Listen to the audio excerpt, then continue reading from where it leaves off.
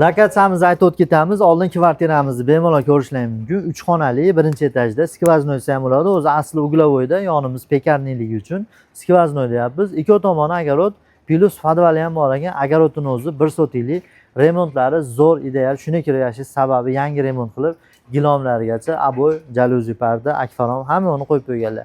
3 xonani 4 xona qilingan. 31500 ga Farg'ona shaharda Prunskiy massivda Moskva magazinda oldida. Bu tomonimizda novostroyga tushyapti.